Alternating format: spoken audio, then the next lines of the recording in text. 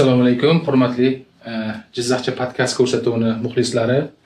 O'sha va'da qilganimizdek, Jizzax shahri hokimini bugun suhbatga chorladik, vaqtlarini oldik. Juda vaqtlar tig'iz bo'lishiga qaramasdan biz buni qaysidir ma'noda uddaladik yoki yo'q, buni suhbatimiz davomida bilib olasizlar degan umiddamiz. Xalqimiz bilan, biz bilan yaqindan tanish bo'lsak, ya'ni shahrimizning hokimi o'zi kimlar? Hokimlikkacha bo'lgan yo'llar qanaqa bo'lgan? Bolaliklari, ularning oilaviy muhiti yoki atrof muhit nimalarni orzu qilganlar yoshliklarida va qanday kelib qoldilar hokimlikkacha?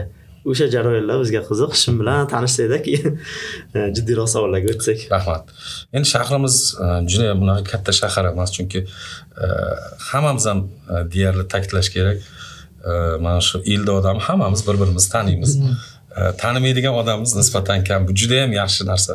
Bu bizning millatimizga, mentalitetimizga mos narsa. Nafaqat shaharda yoki aytaylik respublikaning boshqa hududida bo'ladimi, boshqa bir davlatda bir-birimizni ko'rib qoladigan bo'lsak, bir onadan tug'ilgan aka-ukadek, qarindoshdek bir-birimizni yaxshi hurmat qilamiz.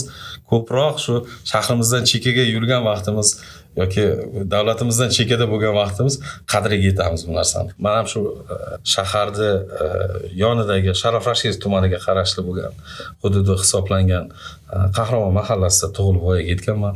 Yoshligimda hamma kabi men ham shu kosmonavt yoki uchuvchi bo'lishni xohlaganman. Vaqt o'tib kosmonavt bo'lish juda ham murakkab ishga ekanligini bilib, asla anglab borgandan keyin shu hayotda yo'lni tanlash maqsadida iqtisodiyot, yurisprudensiya yo'nalishi bo'yicha o'qiganman.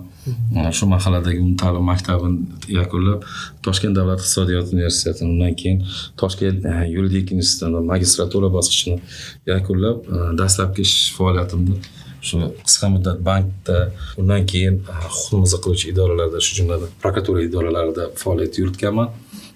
Undan keyin faoliyatimda shu hokimiyat idoralariga o'tib, dastlab Mirzacho'l tumanida hokim bo'ldim, keyin shaharga hozirgi kunda shu vazifada ishlab kelyapman. Umumiy hisobda bemalol aytishim mumkin, o'zim xohlagan ishni, o'zim yaxshi ko'rgan ishni bajarib kelyapman. Yoshlikdagi qiziqishlarimiz haqida, yoshlikdagi orzularimiz haqida agar gapiradigan bo'lsak, albatta orzularimiz hech qachon tugamaydi. Orzu tugashi ham mumkin emas. O'zimiz havas qilgan, orzu qilgan narsalarga hayotda bosqichma-bosqich erishishga harakat qilyapman. Turli yo'nalishda ishlaganman deyapsiz, prokuraturada, undan oldin yana boshqa bank yo'nalishida. Qiziq savol borda.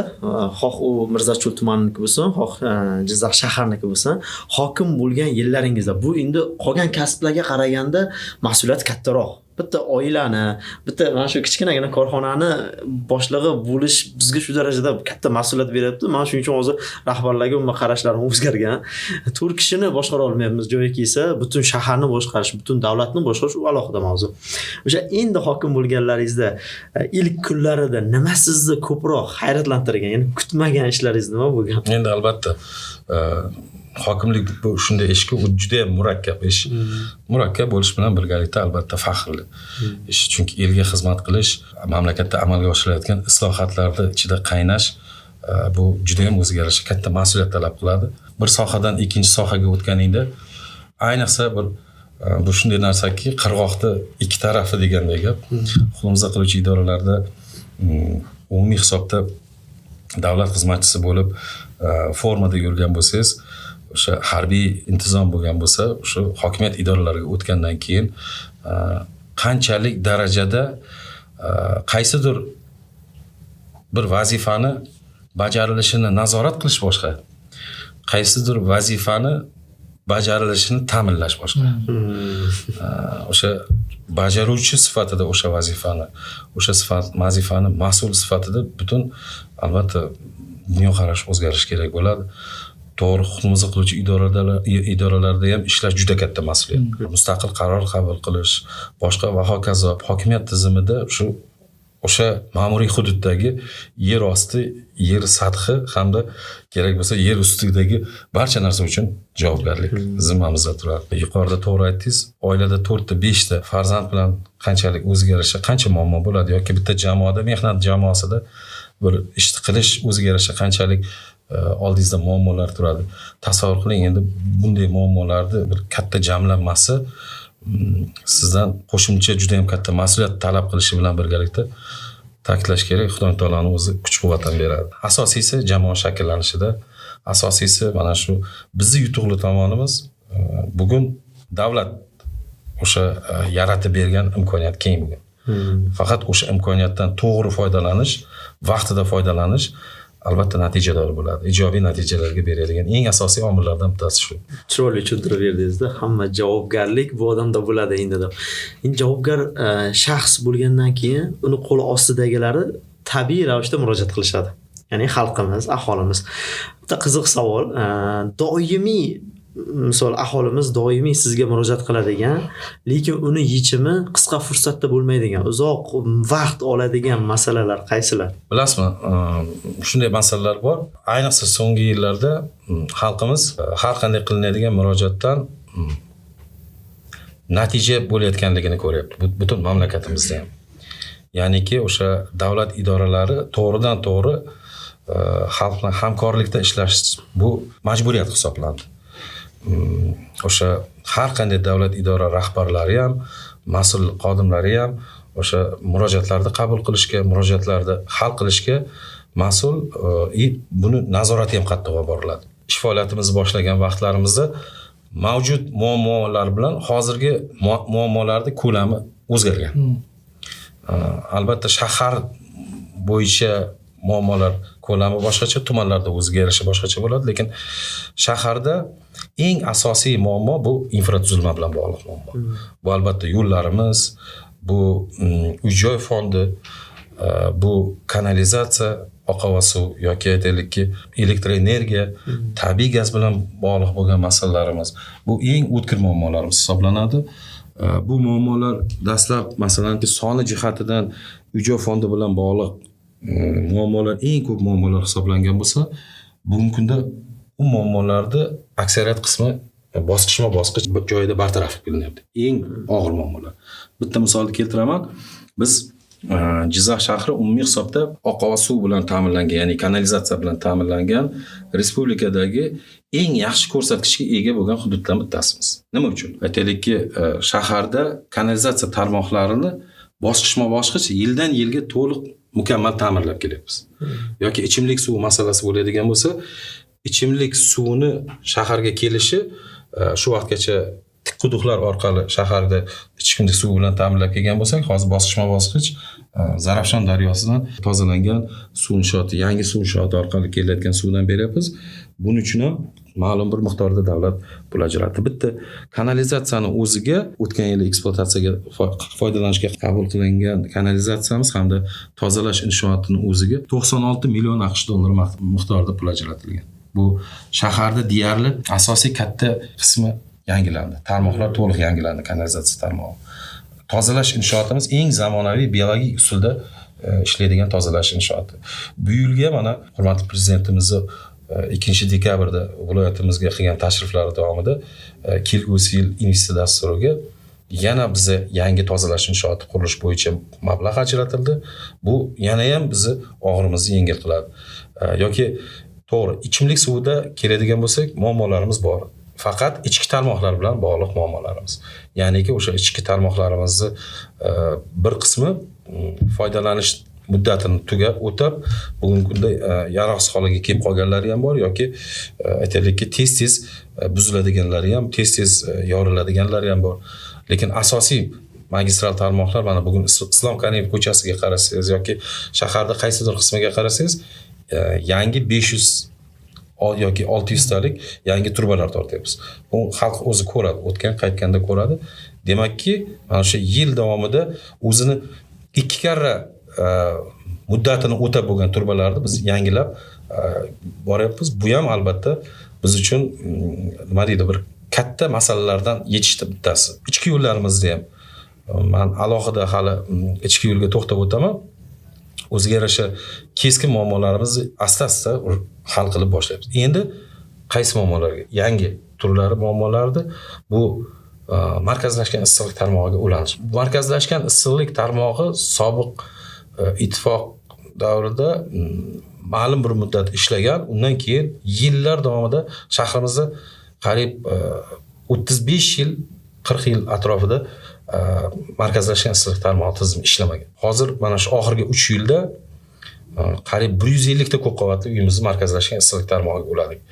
Uni natijasini ko'rgan aholi boshqa hududdagi aholi endi aynan o'sha narsani so'rayapti bizdan. Ko'p qavatli uylarda istiqomat qiluvchilar markazlashgan issiqlik tarmog'iga ulab berish, chunki ham iqtisodiy jihatdan manfaatli, ham aytaylikki xavfsiz, mana bu is gazi yoki boshqa degan qancha muammolar o'z-o'zidan bartaraf qilinadi. Eng asosiysi qulay. Issiq suv, sovuq suv yil 12 oy davomida bo'ladi. Mana shunday bir nima deydi, yangi turdagi muammolarni masalalar kelib chiqyapti. Mana shu yangi turdagi masalalar ustida ham ishlab kelyapmiz. Bu haqida gapiradigan bo'lsam, albatta tugamaydi. Juda ham ta'kidlash kerak. Ayniqsa oxirgi yillarda mana 2025-yilda shahrimizdagi 250 ga yaqin ko'p qavatli uylarimizni bazalt qoplama bilan qopladik. Umuman bu Zargarlik mahallasi, Ittifoq mahallasi, Yoshlik mahallasi. Agar sizlar hovlida yashasalaring ham bilamiz, har qanday hovlida yashaydigan odam ham o'sha hovlisini yoki o'zi yashaydigan ishxonani yoki uy-joyni bazalt qoplamasi bilan qoplash bu oddiy hol emas. Bu qimmat narsa. Lekin mana shu davlatimiz bugun shu ko'p qavatli uylarni to'liq bazaltlayapmiz. Bu juda ham biz uchun qimmatga tushyapti, albatta. Bu qimmatga tushish bilan birgalikda to'g'ridan to'g'ri ta'kidlash kerak, xalq uchun qilinyapti. Inson manfaati uchun qilinyapti. Xuddi shunday endi 2 qavatli uylarda yashayotganlar uylarni biz qilmadik. Endi ular so'rayapti bizdan, qachon bizniki bazalt bo'ladi. Mana shunday o'ziga yarasha yangiliklar, yangi masalalar kelib chiqadi. Umuman hokimlik faoliyatingiz davrida eng og'ir qaror qabul qilish vaziyati qachon bo'lgan?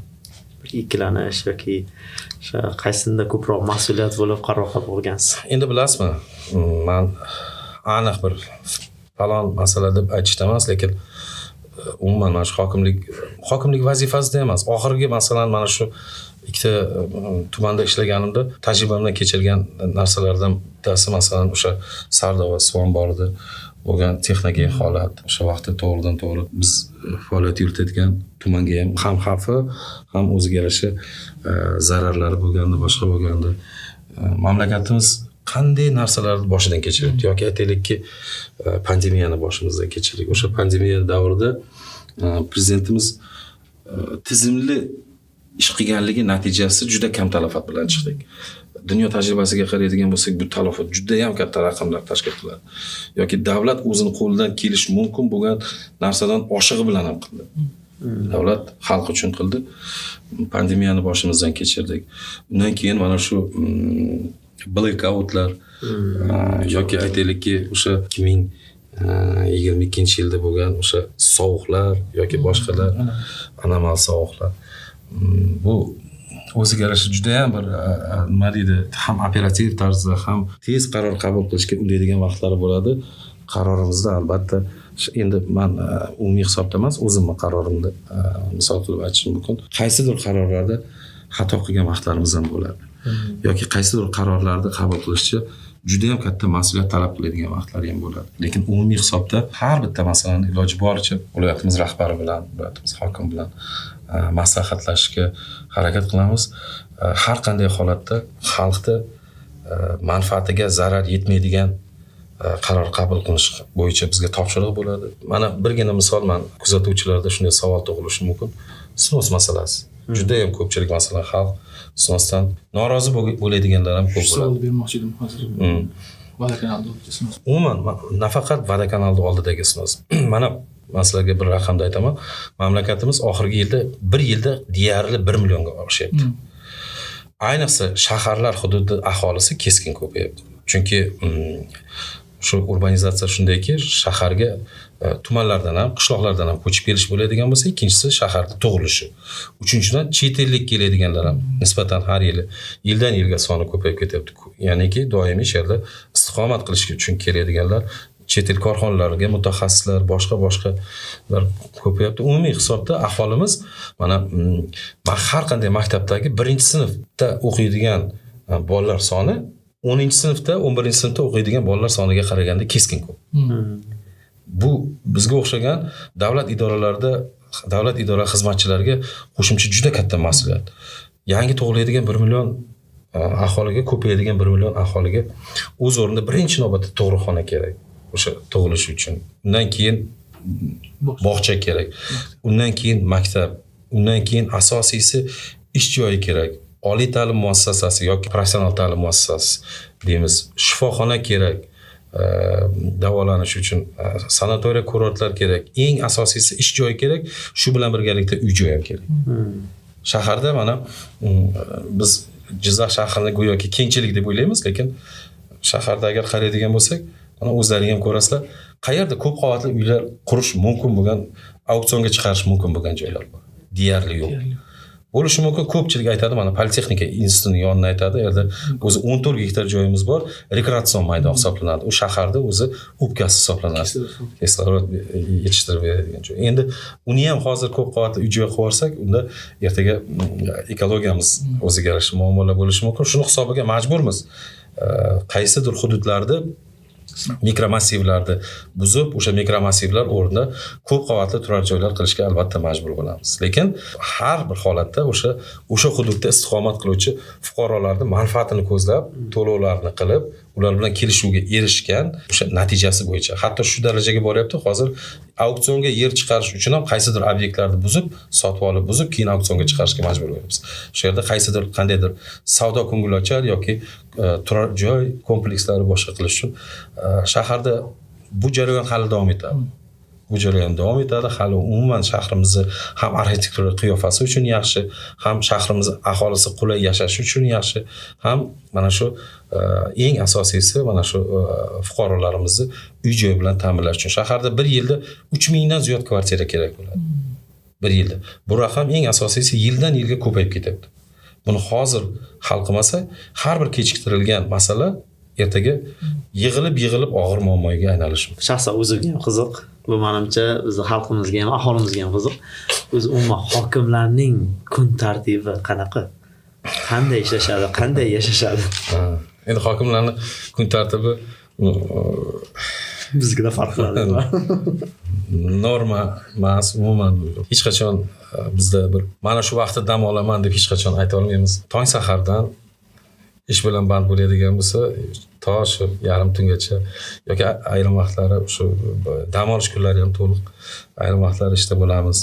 Shu jumladan endi shaharda o'ziga yarasha masalalar bor, chunki shaharda albatta qishloq xo'jaligi tumanlari o'sha qishloq xo'jaligi ishlari bilan ko'proq band bo'lib, shu ma'lum bir mavsumlarda shu asosan shu ishlar bilan shug'ullansa, bizda shaharda yil 12 oy o'ziga yarasha, ayniqsa mana bunday sovuq kunlari yoki jazirama issiq kunlari, bilinglarki, bizni ishimiz keskin ko'payadi. Nafaqat bu qurilish kommunikatsiya sohasida, ijtimoiy sohada ham, boshqada ham mana shu xalqimiz qulay yashashligi uchun, yaxshi sharoitda yashashligi uchun bizdan ko'proq mehnat qilish talab qilinadi. O'sha hatto hokimiyatda ishlaydigan ayrim xodimlarni ham jalb qilamiz yoki aytaylikki shunday bir operativ yig'ilishlar yoki operativ nima deydi, muhokamalar qilish kerak bo'lib qoladi. Aniq bir vaqt, mana shu vaqtdan mana shu vaqtgacha ish vaqti degan rejim hokimiyat rahbariyat tizimida yo'q. Albatta xodimlar dam oladi, xodimlar nima qiladi? Endi bizga qo'shimcha mas'uliyat bo'lganligi uchun iloji boricha shu tuni kun sergak bo'lishga harakat qilamiz. Yana ham ochiqlasak agar mumkin bo'lsa, misol hokimiyat binosini bilamiz. Hokimlar faqat shu binoda ishlashadimi yo o'zi, men hozir aytdik ozroqgina kechikdi suhbatimiz, sababini so'rasak murojaatchilar kelgan. U qanaqa bo'ladi yoki yana boshqa masalalar, chunki baribir hammasiga o'sha hokim javobgar bo'ladi deyapmiz. Qanaqa yo'nalishda bo'ladi ishlari, qay tartibda bo'ladi? Umuman hokimning jamoasi shundayki, hokimning ijtimoiy masalalar bo'yicha javob beradigan o'rinbosari, iqtisodiy masalalar bo'yicha alohida, qurilish masalalari bo'yicha alohida, xotin-qizlar muammolari bilan ishlaydigan alohida o'rinbosarlik yoki aytaylikki investitsiya bilan ishlaydigan alohida yo'nalishlarimiz bor. O'sha yo'nalishlar bo'yicha har biri bo'yicha rahbarimiz, ya'niki o'sha hokim o'rinbosari lavozim shtatlari bor. Shuni hisobiga hokimda umumiy rahbarlik bo'lganligi hisobiga hokim ta'kidlash kerak, xizmat xonasida kam bo'ladi. Asosan joylardagi qanaqadir muhokamalarda yoki yangi loyihalar ustida yoki aytaylikki qayerdadir bir favqulodda holatlar bo'ladigan bo'lsa, o'sha favqulodda holatlar ustida asosiy mehnat faoliyati o'sha yo'nalishda bo'ladi, hududda bo'ladi, ya'niki. Murojaatlar bilan ishlash masalasida biz har hafta shu shanba kuni, ayrim vaqtlarda bo'lmay qolgan vaqtlari 2 haftada bir shanba kuni fuqarolar murojaat qabul qilamiz. Ma'lum bir vaqti belgilangan, o'sha vaqtda barcha mas'ullar keladi. Fuqarolar murojaati bilan ishlashga mas'ul bo'lgan idoralar keladi. Shu joyda biz arizani hal qilamiz. Lekin ta'kidlash kerak, o'sha murojaatlar yo'nalishiga qarab, kichik kattaligi yoki muhimligiga qarab bo'linganligi uchun ayrim vaqtlari kechiktirib bo'lmaydigan murojaatlarni ham joyida borib hal qilamiz. Masalan, qaysidir hududda bugun tabiiy gaz o'chishi shaharda eng katta muammolardan bittasiga aylanadi. Chunki bir vaqti o'zida yuzlab yoki minglab aholi issiqlikdan ayrilib qolishi mumkin. Bu cho'l tumanlarda yoki boshqa chekka tumanlarda bo'ladigan bo'lsa, uni isitishda qaysidir bir nima deydi, parallel yo'lini muqobil variantini qilishi mumkin.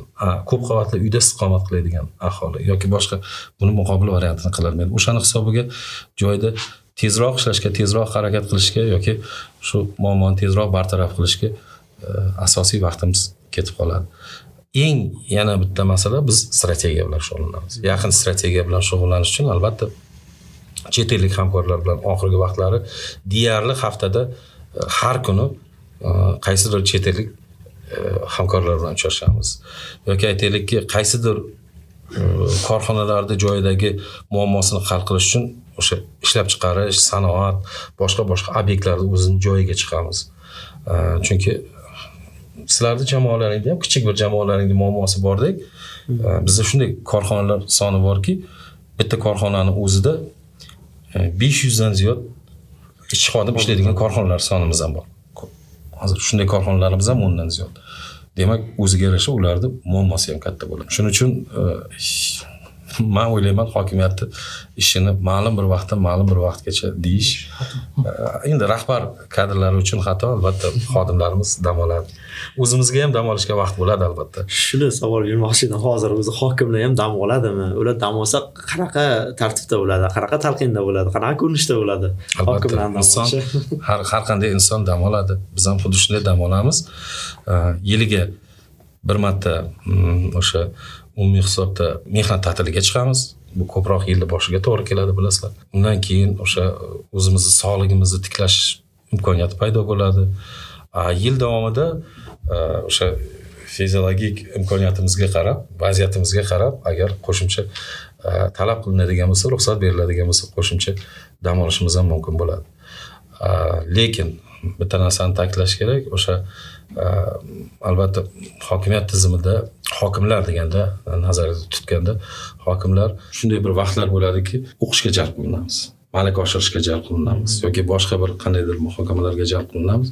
O'shanday bir vaqtda ham sog'ligimizni tiklab olish, o'zimizga qarab olish, tartibga keltirib olish imkoniyatimiz bo'ladi. Shundan ham bir samarali foydalanamiz. Hayrat aka, uzr, sizga so'z bermay savol beratmay, men shaxsiyatga qaratilgan oxirgi savolimni bersam, keyin sizga imkon beramiz.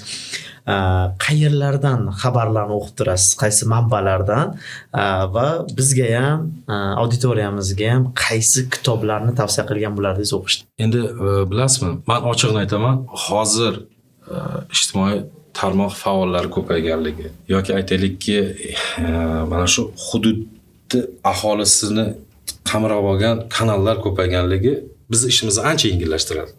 Biz aholini umumiy hisobdagi fikrini bilish imkoniyatimiz paydo bo'ladi. Xuddi shunday tahlil qilamiz, o'shani orqasidan boshqa qilamiz.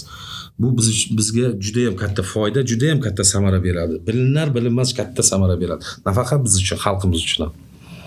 Chunki bugun bilasiz, ochiqlik, hech qanday bir kimnidir ayash yoki kimnidir boshqa degan narsa yo'q. Qaysidir kimnidir kamchiligi bo'ladigan bo'lsa, ro'y rost gapiriladi. Shu narsa xalq o'rtasida muhokama ham bo'ladi. Shuning uchun men bu yerda o'tirganligim uchun aytayotganim yo'q. Umuman Jizzaxliklar kanalidan men juda ham yaxshi foydalanaman. O'shandan qarab nima qilaman. Albatta internet manbalaridan foydalanamiz. Shu bilan birgalikda ommaviy axborot vositalari orqali endi xonada o'tirib pochta ko'rish jarayonida ham yoki aytaylikki qaysidir bir oralig'ida bo'sh vaqt bo'lganimizda ham yoki tongi vaqtlarida ham televizorga bir qarab bir nonushta qilish arafasida yoki boshqa qilishda yangiliklardan ko'proq dunyo yangiliklaridan boshqa yangiliklardan mamlakatimiz miqyosida bo'ladigan yangiliklardan foydalanib ko'ramiz. O'zbekiston 24 kanali, Euronews yoki boshqa kanallar, o'zimizni ijtimoiy tarmoq kanallaridan o'sha ijtimoiy tarmoq faollarini ham hatto kuzatib borishga harakat qilaman. Bo'sh vaqtim bo'lganda ham mana masalan bugungi men yangilikda aytaman, bugunni o'zida bo'lgan masala yomg'ir yoqqan vaqti shaharda drenaj tizimlarini yaxshi ishlamayotganligi yoki qayerlardadir piyodalar yo'laklaridagi kamchiliklarimiz bo'yicha bir ijtimoiy tarmoq faollaridan Oybek kiritgan ekanlar. Uni hatto rahbariyatimiz ham nazoratga olib tezroq mana shunday kamchiliklarni bartaraf qilish masalasida ishlaymiz. Mana shu bugungi foydalangan masalamiz. Misol uchun aytayapman, bunday narsa har kuni bo'ladi. Har kun nimadadir o'zimizni oynadan ko'rishga harakat qilamiz. Muammoni yechish ham osonroq bo'ladi. Albatta, ham muammoni yechish oson bo'ladi. Ikkinchidan, bu yerda birovdan xafa bo'lish degani emas. Chunki kamchilik. Agar bu yuqorida aytib o'tganingizdek, zudlik bilan bartaraf qilish mumkin bo'lmagan kamchilik bo'lsa, xalqimiz aksariyat qismi tushunadi. To'g'ri, tushunmaydiganlar ham bo'ladi. Lekin aksariyat xalqimizning qismi tushunadi. Bu oddiy muammo emas, bu murakkab muammoligini yoki bu qanaqadir qo'shimcha pul talab qiladigan, qanaqadir bir qo'shimcha dastur talab qiladigan muammo ekanligini agar xalqimizga borib to'g'risini aytib tushuntirib bir nima qilsak, xalqimiz tushunadi bu narsani. Lekin o'sha biz ham harakat qilamiz. Belgilangan muddatda, belgilangan davrda, vaqtda o'sha narsani gapimizni ustidan chiqishga harakat qilamiz. Kitob endi albatta Dale Carnegie'ni o'qiymiz, 48 Secret власти, bu ruscha kuchli kitob bilan o'qiyman, Robert Greene. Lekin kitob o'qishga ham juda ko'p vaqt bo'lmaydi. Buni ham aytish kerak. Qiziqishimiz uchun, boshqa qilish uchun, lekin qiziq kitob bo'lganligi uchun sho'ng'ib ketishga harakat qilamiz. Ayniqsa yakshanba kunlari yoki boshqa bir vaqtda nima bo'lganda o'zimga belgi qilib stolimga qo'yib qo'yganman, kelaman, ko'rib, mutolaa qilib turishga harakat qilamiz. Bir yig'ilishlaringizdan birida o'sha menga juda qiziqarli mavzu, gastronomik tashrifnomamiz hisoblangan shu taomlarimiz haqida sanab o'tib, shunday javob aytgandingiz, 24 soat ishlaydigan ko'chalar faoliyati avgustdan rejaga kiritiladi yoki amalga oshadi degan narsa bor edi. Kecha bir muxlislarimizga savol yo'llang deganimizda 4 ga yaqin muxlis shu savolni yuborishgan ekan. Bu qachon va qayerda quriladi, nimaga kechikibdi degan savol va shaxsan o'zim ham qiziqishlarim borligi uchun o'sha mahallada yashaganim uchun ham sal qiziqarliroq savol bermoqchi edim. Bilasizmi, haqiqatan bu 24/7 ishlaydigan ko'cha masalasida agar to'xtaydigan bo'lsak, bu yerda ozroq kechikishimiz bo'ldi. Chunki kechikishning asosiy sabablaridan bittasi rejalashtirilmagan xarajatlar yuzaga keldi. Men 24/7 talqindagi ko'cha bo'ladigan bo'lsa, birinchi hozir shunday ko'chalarda bittasi sifatida hozir reja qilib ishni boshlaganmiz. Bu Islom Karimov ko'chasini mana shu hozirgi O'ratepalik mahallasi qismida o'sha trotuarlar qilib, yo'laklar qilib, o'sha yoritish chiroqlari qilib, o'sha yerda hozir bir qismini auksionga chiqarib, yengil konstruksiya asosida auksionga chiqarish harakatini qilyapmiz. Bu ishlarni yilning oxiri, keyingi yilda shu yanvarda 15lariga yoki umuman yanvar oyining oxiriga maksimal tugatish niyatidamiz. O'sha kechqurun tunda yonadigan ayvonlar qilyapmiz hozir. Agar bir o'tib qarasalaring, undan keyingi hozir bu ishimiz bu Politexnika institutini ro'parasi hozir rejalashtirib turibmiz. Bu qismi bu keyingi yilga reja qilganmiz. Albatta, o'sha yerda ham biz auksionga qo'yishimiz mumkin bo'lgan food truck yoki boshqa yengil dam olish joylari qilish imkoniyatlarimiz bor. O'sha koridorimiz borligi uchun keyingi yilning boshidan, keyingi yil mart oylaridan shu hududda ishni boshlaymiz. Bu yil yanvar oyigacha shu O'ratepalik hududidan to nimagacha O'ratepalik mahallasining ichiga kirib, Sug'diyonani oldigacha biz o'sha hududni subyektlarini kechqurun ishlaydigan sharoitni imkoniyati qilib bera olamiz. Yangi subyektlar ham hozir korzinka ochildi yerdan, o'sha korzinkani oldidan kirib borish shu hududni qilamiz.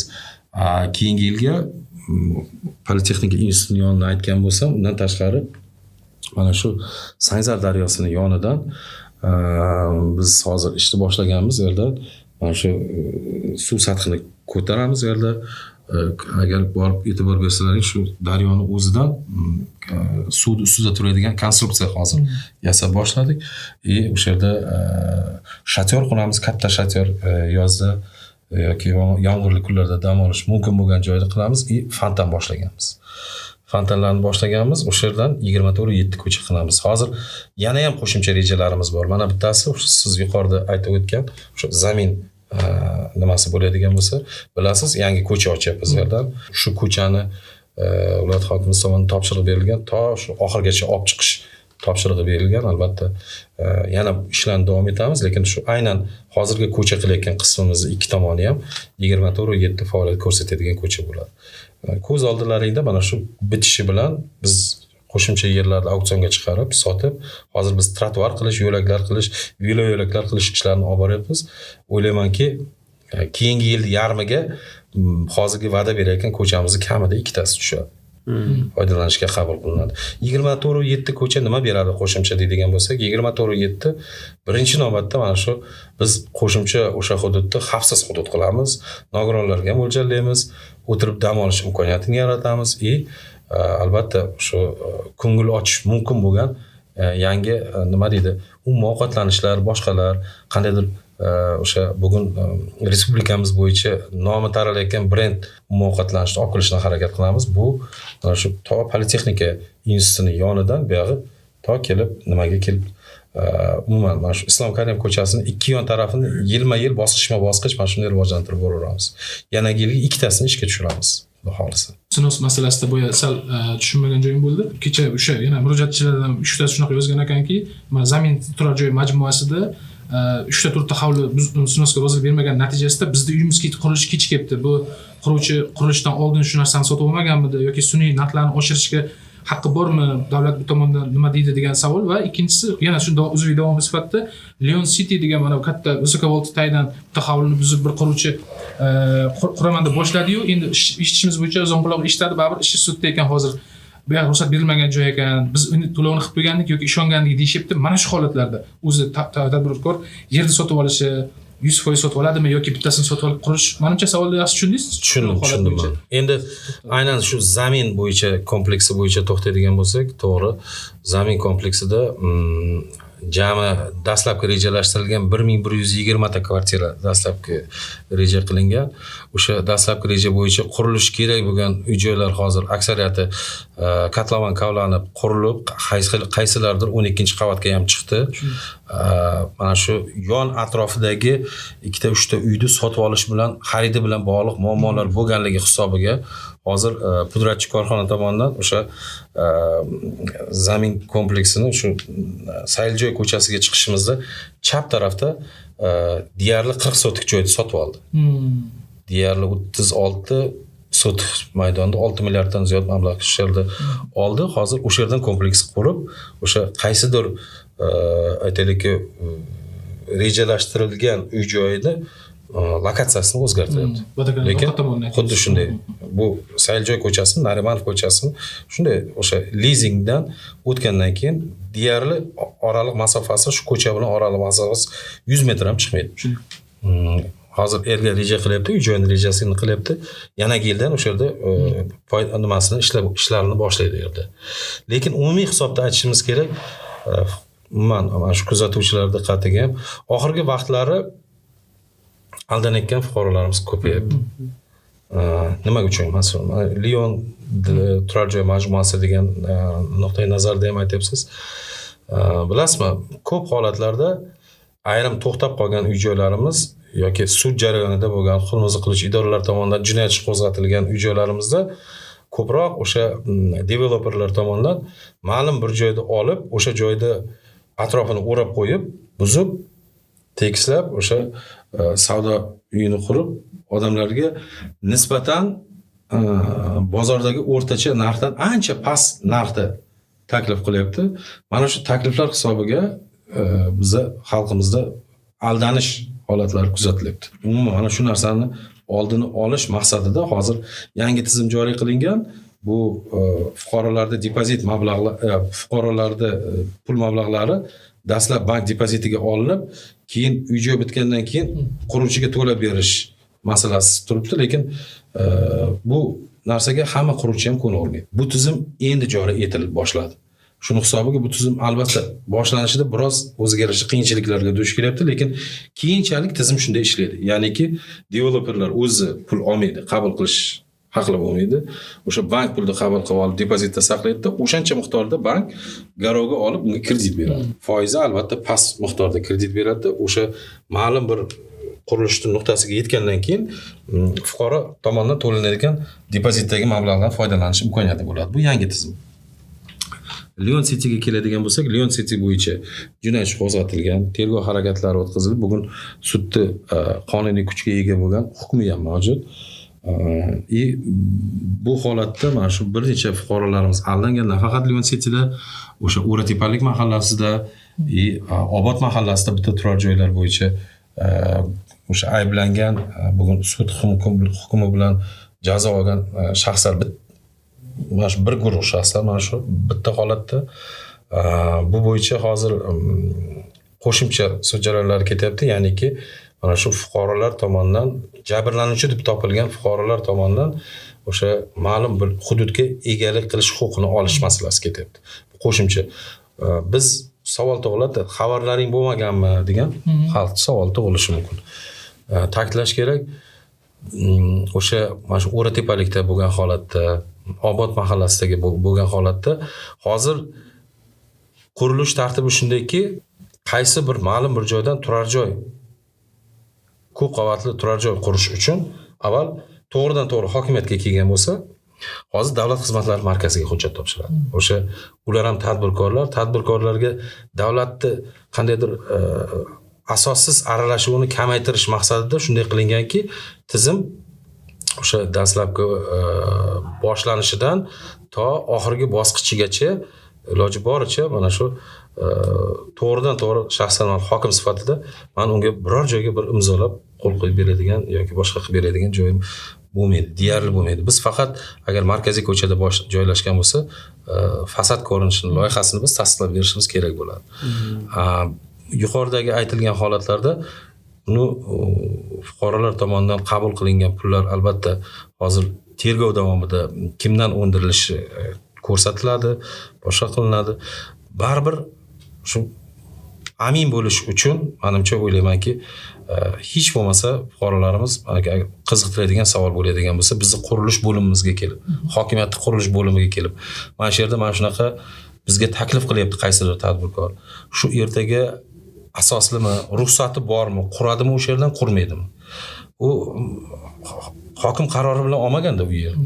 U yerni qaysidir fuqarodan sotib olyapti. Turar joyda noturar joy qilish sifatida davlat xizmatlari markaziga hujjat topshiradi. Hujjati mana shunda aylanyapti. Bir. Ikkinchisi, to'g'risini aytish kerak, biz fasad qismini qanday ko'rinishga egaligini tasdiqlab berdi degani, uni moliyaviy hujjatlariga kirib, falonchidan pul olasan, falonchidan pul olmaysan degan majburiyat unga qo'ya olmaymiz, yuklay olmaymiz. Shuning uchun birinchi navbatda aholimizni o'zi sal sergak bo'lish kerak, o'zini huquqini bilish kerak. Mana bunday narsalarga hali qurilmagan, mutlaqo yo'q obyektlarga ishonaverish kerak emas. Ertaga aldanib qolmasligi uchun. Savol menda ham alohida bordi. Buni katta ko'rsatuvdan tashqari ham chiqarsak bo'lardi. Jizzax shahardan uy olmoqchi bo'lgan inson o'sha qaysi quruvchi loyihaga ishonish kerak-ku, qaysi biriga ishonmaslik kerak degan savolga menimcha o'zi javob berib ketdi. Qaysidir quruvchiga ishonish kerak degan gap ham bu kimnidir reklama qilish bo'lib qolishi mumkin. Taklif yoki kimgadir putur yetib qolishi mumkin. Shuning uchun men brend haqida aytmayman. Misol uchun aytganingizda o'z javobini aytib ketdingiz. Yana ham nima deydi, sarlavha qo'yib qo'ydim ustiga. Rost mana qurilishlar ko'payibdi.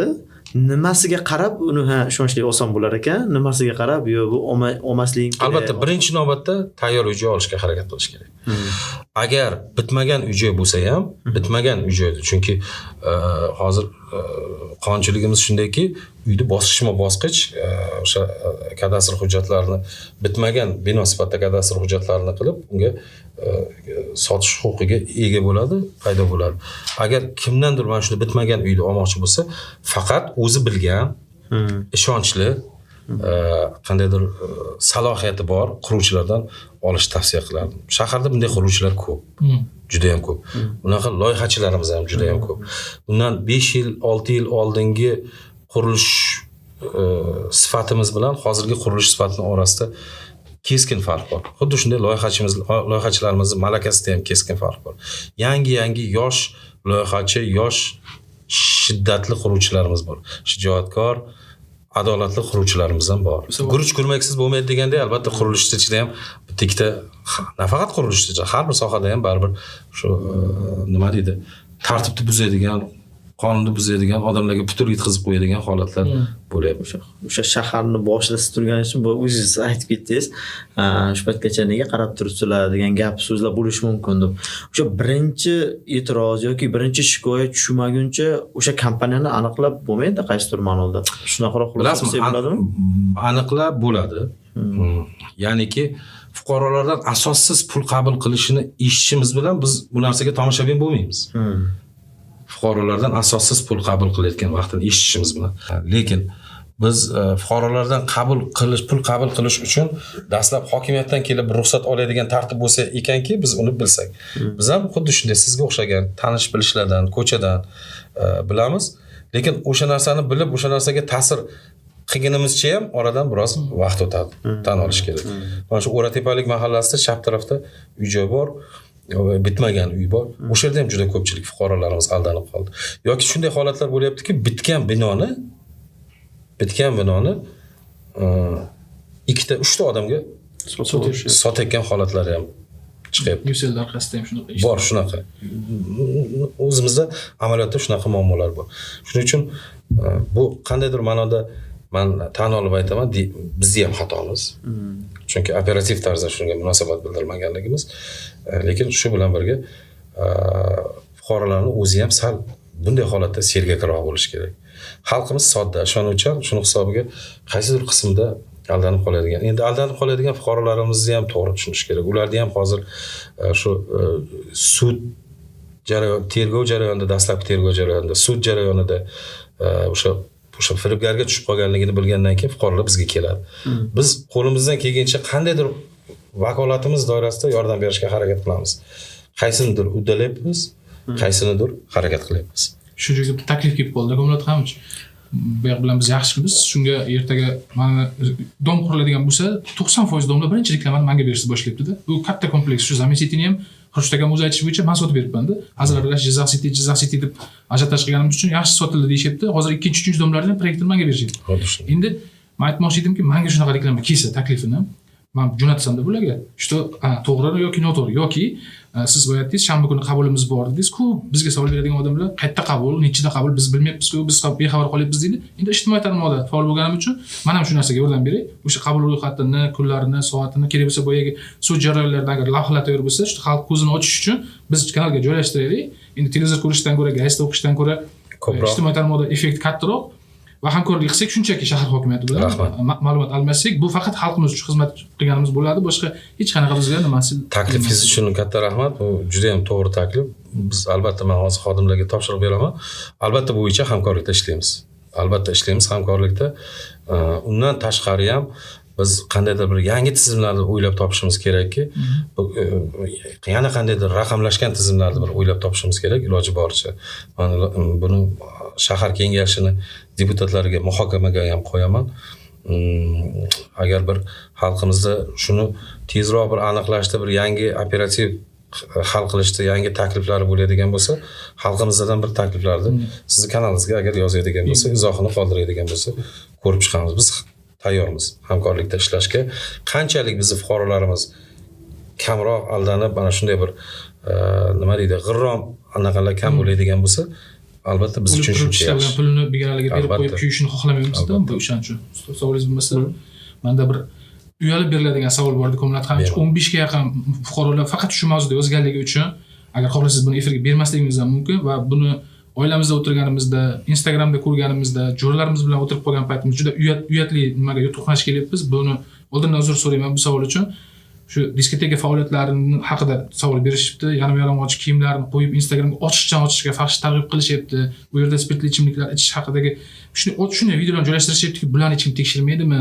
Qayerga qarashyapti deb kecha kommentariyaga shunaqa izohlar qoldirilgan ekan. O'sha mavzuda shunga bilaman turistlar uchun bu narsa kerak, bilaman bu imij, bilaman bular kechqurun dam olishga haqqi bor, lekin o'zbekligimiz ota-ona oldida o'tirib ko'rib ko'z tushib qolganda bu paytda endi ortiqcha nimasi shart emas. Shunga bir og'iz fikringizni bilmoqchi edim bu narsalar. Rahmat.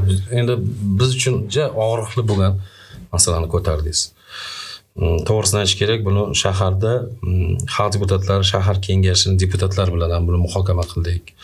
Undan tashqari shahar prokurorimiz bilan shahar ichki ishlar boshqarmasining boshlig'i shu hisobotga chiqqan vaqtlari albatta deputatlarimiz tomonidan shu savol beriladi. Xuddi shunday beriladiki, shu o'zi kerakmi degan savol.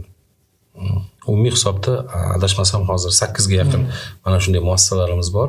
Tungi vaqtda ishlashga ruxsat berilgan muassasalarimiz. Bu muassasalarda umumiy hisobda albatta jinoyatlar ham bo'lib turibdi. Jinoyat ham beryapti shu yoki shu muassasaning ichida yo muassasadan tashqarida. Biz tungi reydlar o'tkazib, mana shu viloyat huquqni qiluvchi idoralar bilan birgalikda yarim kechasi ham mas'ul kirib borib o'rganish o'tkazgan vaqtlarimiz bo'ldi. O'sha yerda sanitariya talablariga aytaylikki boyagi jamiyatda yurish, turish talablariga rioya qilinmagan, boshqa qilinmagan holatlari bo'ldi. Yoki boshqa yana qandaydir nimalari chiqyapti. Aytishadiki, eskida burgiga achchiq qilib ko'rpani yoqish deydimi? Ana shunday, mana shunday qilmasdan buni qandaydir bir shunday yo'l bilan, shunday talqin bilan to'g'rilashdi. Bir hozir loyihasini o'ylayapmiz oqsoqollarimiz bilan, mana shu faollarimiz bilan o'ylayapmiz.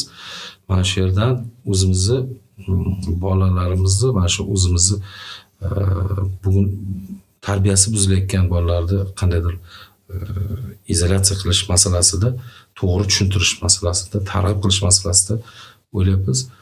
Buni albatta tadbirkorlarning birinchi navbatda bizga katta yordam kerak bo'ladi. Tadbirkorlar biz bilan hamkorlikda ishlash kerak bo'ladi, shart bo'ladi. Biz o'sha har bitta anaqani ichiga tashqari tomonga shu oxirgi paytlar shu jinoyatlar ko'p beraverganligi uchun Milliy gvardiyadan qo'riqlov ham berdik, misol uchun. Yana qandaydir nimalarni qo'ydik. Hozir borib agar biz faoliyatini to'xtatib qo'yadigan bo'lsak, qaysidir bir tadbirkorning faoliyatiga noqonuniy aralashib qoladi. Shuning uchun biz hozir o'ylab bir tadbirkorlar bilan birgalikda ularga ham ayrimlariga ma'qul kelyapti bizning taklifimiz. Face control degan narsa bor. O'sha dunyoning tajribasida bor bu narsa. Face control kim? 16 yoshdan yoki 18 yoshdan past bo'ldimi?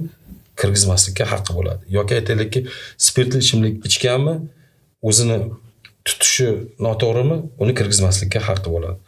Mana shu yo'llar bilan biz qandaydir bir sal chegaralashdi yoki tartibga solishdi. Bir hozir harakatini qilyapmiz. Agar uddalaydigan bo'lsak, menimcha tizim ishga tushib ketadi. Bunga hozir sidqidildan harakat qilyapti huquqni qiluvchi idoralar o'zi birinchidan harakat qilyapti. O'ylaymanki, agar bir qandaydir adliya organlari bilan kelishib, tadbirkorlarning bir manfaatiga putur yetib qolmaydimi, uni bir o'rganib, hisob-kitob qilib, keyingi bir suhbatimizda bu haqda sizga qo'shimcha ma'lumot bersam. Men o'zimni ham qiynaydigan muammo shu. Sog'lig'i to'g'risida ayrim joylarga, ayniqsa nima deydi, xalq bilan uchrashuvlarga borganimda, mana shunday bir muassasalar joylashgan mahallalar faollari chiqib bizga aytadigan holatlar bo'lyapti. Baraka topkur, sizlar qaramaysizlarmi bunga? Umuman yaqinlashib bo'lmaydigan bo'lib qoldi-ku. Nima qilmayapti-ku degan masalalar deydi. Lekin uni ertaga biz qayerda borib ko'radigan bo'lsak, o'rganadigan bo'lsak, albatta o'sha yerda bir nechta chet ellik ham chiqadi. Bir nechta uni to'g'ri ishlatishni hozir harakatini qilyapmiz. To'g'ri, samarali ishlatishni harakatini qilyapmiz. Kerak bo'lsa ayrim normativlar chiqaramiz. Agar bizni shahar kengashining vakolati bilan bitadigan bo'lsa, shahar kengashining vakolatini qilamiz. Viloyat kengashi orqali bo'ladigan bo'lsa, viloyat kengashiga bu narsani iltimosnoma qilib kiritamiz yoki qonunchilikka o'zgartirish kiritadigan bo'lsa, qonunchilikka o'zgarish kiritamiz. Buni sizga qo'shimcha axborotini beraman. Istalgan jamiyatda, istalgan davlat yoki shaharda eng asosiy, eng katta boyligi bu inson resursi. Jizzaxdagi ham shunaqa deb hisoblaymiz. Inson resursi baribir asosiy boyligimiz. Mana shu ilm olayotgan yoki kuchli yosh kadrlarni katta-katta shaharlarga, Samarqand yoki Toshkentga chiqib ketmasligi, chet elga ko'chib ketmasligi uchun bizni shahar, bizni Jizzax shahar nimalar taklif qiladi, qanaqa loyihalari bor. Chunki o'sha qaysidir ma'noda oltin boshlarni biz Jizzaxda saqlab qolaversak-gina, Jizzaximiz, shahrimiz yana ham rivojlanadi. Nimalar qilib, qanday takliflar bilan ularni ushlab qola olishimiz mumkin? Rahmat, Eldorjon. umuman bitta narsa nima dunyo ko'rgan odamlar sifatida shu narsani guvohi bo'lgansizlarki, mamlakatimizda mana prezidentimizni ham bir gaplari bor. Eng katta boyligimiz bu yoshlarimiz deydilar. Chet eldan mana mutaxassislar kelyapti bizga, chet elda hamkorlar bilan ishlayapmiz. Kelib o'rganishlar natijasida ham ularning asosiy gapiradigan masalasidan bittasi eng katta rezerv, foydalanish mumkin bo'lgan katta rezerv bu yoshlar. Men sal javobim cho'zilib ketsa ham bitta raqamni aytaman sizlarga. Shaharda eng katta driver sohalaridan bittasi o'sha xizmat yo'nalishimiz bo'lsa, sanoat yo'nalishi bo'lsa, yangi kirib keladigan yo'nalishlardan bittasi bu IT yo'nalish. Mana o'tgan yili bir 4 ta 5 ta bo'lgan bo'lsa, rezidentlarimiz mana hozir 35 dan oshdi. Undan tashqari o'tgan yili mana shu davrga IT sohasida qilgan eksportimiz 1 million 800 ming dollar tashkil qilgan bo'lsa, hozir 9 million dollar atrofida biz IT eksport qildik. Shu yo'nalish bo'yicha ishlaydigan bolalar soni ham keskin ko'payapti. Dasturchilar soni ham ko'payapti. Biz iloji boricha infratuzilmamizni shunga to'g'irlash maqsadida mana prezidentimiz viloyatimizga tashriflar davomida kelgusi yilga shahrimizda yangi IT park qurish nimalarini topshirig'ini berdilar. Shu bo'yicha hozir keskin katta ishimiz ketyapti. Bular sonini keskin ko'paytiramiz albatta. Mana shu yoshlardan foydalanish maqsadida, samarali foydalanish maqsadida yangi kirib keladigan kasblardan bittasi o'sha IT sohasini kelgusi 5 yilda keskin rivojlantirishni reja qilganmiz. Bu BPOY markazlari ochish, hududlarda o'zida kichkina BPOY markazi qilish, mahallalarda. Biz bilasiz, xalqimiz shundayki, agar kimdir nimadir natijador bir nimani boshlab beradigan bo'lsa, xalqimiz tez shu narsani bilib oladi. Ko'p yaxshi yaxshi. Shunday. Masalan, o'sha ma'lum bir vaqt oldin O'zbekistonda emas, juda ko'p joydan RAF mikroavtobuslari minglab Jizzaxda bo'ldi, to'g'rimi? Hammasi yig'ilgan. Hammasi Jizzaxda. Kelgan odam nima bunaqa dedi? Chunki o'shandan naf ko'rdi. Yoki undan keyin qaysidir narsalarda manfaatli bo'ladigan bo'lsa, xalqimiz juda ham tez o'rganib, tez joriy qilib yuboradi. Xuddi shunday narsalardan bittasi o'ylaymizki, mana shu IT sohasi bo'ladi. IT sohasi tez daromad olish mumkin bo'lgan. Bilasizmi, servis sohasini rivojlantirish uchun servisni yaxshilab boryapmiz, bosqichma-bosqich. Aytaylikki, sanoatimizni yaxshilash uchun sanoatimizni ham nimadir qilib boryapmiz. Hozirgi kelgusi yilda avtomobil sozlikda lokalizatsiya qilish, o'zimizda ehtiyot qismlarini chiqarish masalasi bizga yangi kirib kelgan sanoat yo'nalishida keskin shuni ko'tarish maqsadida yo'nalishda ishlayapmiz. Bu IT yo'nalishi bugun dunyoda rivojlanayotgan yo'nalish. Men shu shahrimizdagi aqlli yoshlarimiz bilan ish bilan ta'minlash uchun bugun dunyodagi eng o'sha hamma joyda ham uchramaydigan, yaxshi nima talab qiladigan ish haqqi taklif qilish mumkin bo'lgan yo'nalishlardan bittasi avtomobil sozligi yo'nalishi bo'yicha agar biz korxonalarni keskin ko'paytirsak, mavjud korxonalarga injenerlar yetkazib berishni biz ta'minlab bera olsak, menimcha aholini mana shunday qatlamini biz bemalol o'zimizda ushlab qolish imkoniyati bo'ladi. Nima uchun Jizzax degan savol bo'lishi mumkin-da. Nima uchun Jizzax? Birinchidan Jizzax boshqa respublikani, nafaqat respublikani, Markaziy Osiyoni ham, xuddi shunday mustaqil davlatlar hamdo'stligida ham kam uchraydigan avtomobil sozlik sohasi bo'yicha Jizzax oxirgi yillarda keskin rivojlanyapti. Mana shu atrofda hali juda ko'p ishlar ham bo'ladi. Bu ishlar albatta qanchalik rivojlansa, birinchi navbatda mana shu hududda mutaxassislari kerak bo'ladi. O'sha injenerlikka deymizmi, boyaga yuqorida aytganimdek, yoki shu sohani atrofidagi boshqa mutaxassisliklarga deymizmi. Shu jumladan IT sohasi ham. IT sohasiga kelgusi yillarda menimcha bir katta e'tibor beramiz. Shu bo'yicha yaxshi daromad olish imkoniyati paydo bo'ladi yoshlarimizda. Mana shu 9 million dollar daromadni ham bizni yoshlarimiz qildi. Hop, keyingi savol o'sha chet eldagi o'zi boshlanib qoldi suhbatimiz. Chet eldagi jizzaxliklar, ya'ni Jizzax shahrini aholisiga ham qanaqadir loyihalarimizmi, ular qanaqadir ro'yxatda turadimi, ularni qancha qismi misol uchun top universitetda-yu, top kompaniyalarda ishlashyapti. Ya'ni o'sha chet eldagi Jizzax shahri aholisidan ham daromad ulush, nimadir shaharga manfaat tegyaptimi? Tegadimi? Bilasizmi? O'tgan 2 yil oldin 2 yil oldin shahardagi yoshlarimizni chet el universitetlarida bunchalik ko'p o'qishini men tasavvurimga kelmagandim.